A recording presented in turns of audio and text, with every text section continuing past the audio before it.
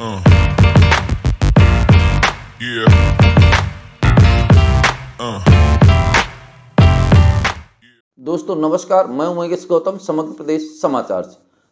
लोगों का कहना है कि नियति माफ नहीं करती, जो करता है वो भरता है। ऐसा ही सतना की राजनीति में एक प्रचंड भूचाल आने वाला, ऐसा हमें दिखाई दे रहा।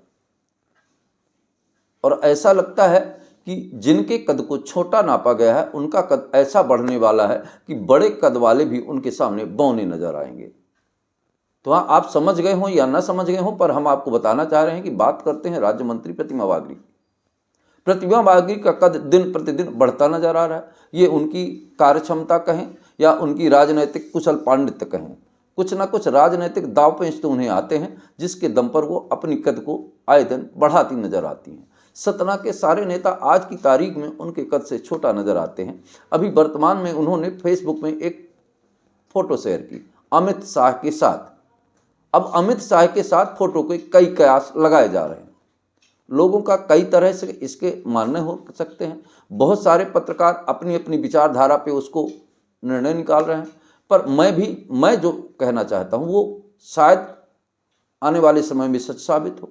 सूत्रों की माने तो और तस्वीर की गणना की माने तो राज्य मंत्री प्रतिमा बागरी के कार्य और कुशलता को माने तो ये सारी चीज़ों को अगर माना जाए और एक साथ जोड़ दिया जाए तो ऐसा प्रतीत होता है कि आने वाले बहुत ही जल्द प्रतिमा बागरी को नया प्रभार, स्वतंत्र प्रभार मिल सकता है। और आने वाले समय में आपको दिखाई देगा कि मध्य प्रदेश शासन में, मंत्रिमंडल में बहुत कुछ फेरबदल हो सकता है और उसकी प्रथम कड़ी में प्रतिमा बागरी को कोई नया दायित्व मिल सकता है, ऐसा सूत्रों का मानना है।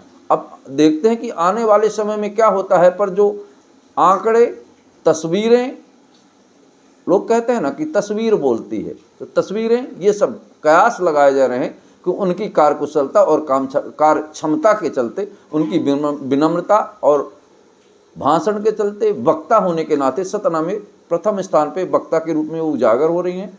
और शिक्षा के क्षेत्र में उन्होंने काफ़ी शिक्षा लिया है। ऐसा लगता है कि आने वाले समय उन्हें नया प्रभाव, कहते हैं ना कि कभी न कभी तो सच निकल ही आता है और उस सच के साथ बहुत सारी चीज़ें अपने आप साफ हो जाती हैं। वर्तमान में राजनीतिक लोग अपने प्रोपेगेंडा के द्वारा हर जगह अपना राजनीतिक मंच बनाना चाहते हैं और ये बात सुप्रीम कोर्ट को भी समझ में आ गई है कि नेताओं को ना देश हित से मतलब है, ना राष्ट्र हित से मतलब है, ना संविधान से मतलब है। प्रपंच और पंच और समाज में अनैतिकता फैलाने का काम राजनेता ही करते हैं। ऐसा आज से नहीं, विगत समय से ऐसा होता रहा। कई तरह के नेता होते रहे, पहले भी दो तरह के नेता, एक साधु नेता, एक असाधु नेता। इसी तरह वर्तमान में राजनीतिक तंत्र में बैठा हुआ राजनीतिक तंत्र केवल स्वार्थ तंत्र रह गया है, जहां राजनीति में नेताओं का माना जाता है कि नेतृत्व की क्षमता और समाज की सेवा के आधार पर उन्हें नेता का नाम दिया जाता है। पर आज के नेता केवल पद लोलुप और सत्ता और ईर्षा और ईर्षा और द्वेष से पूरे भरे हुए हैं। उनका ना ये इतिहास है कि ये समाज सेवा के लिए ये कर रहे हैं या समाज के लिए या राजनीति के लिए या संविधान के लिए, ये सिर्फ केवल अपने स्वार्थ के लिए करें। इनके मुंह पर सुप्रीम कोर्ट की टिप्पणी ने करारा तमाचा जड़ा है। उन्होंने सुप्रीम कोर्ट ने टिप्पणी की है कि जहां आप चुनाव जीत जाते हैं वहां ईवीएम सही है और जहां आप चुनाव हार जाते हैं वहां ईवीएम गलत है। तो ये बिल्कुल निश्चित तौर पे ऐसा लग रहा है कि ये नेता सुप्रीम कोर्ट को भी राजनीतिक मंच बनाना चाहते हैं और इनकी मंशा को सुप्रीम कोर्ट समझ गया है।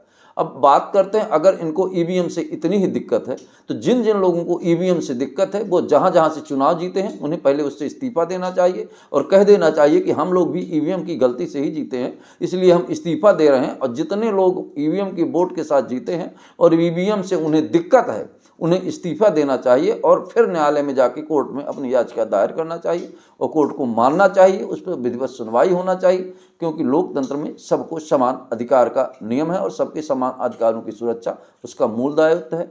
और हमारा संविधान इस बात की अनुमति देता है कि सबकी सुरक्षा, व्यवस्था और न्याय मिले। दोस्तों नमस्कार, मैं उमेश गौतम, समग्र प्रदेश समाचार से।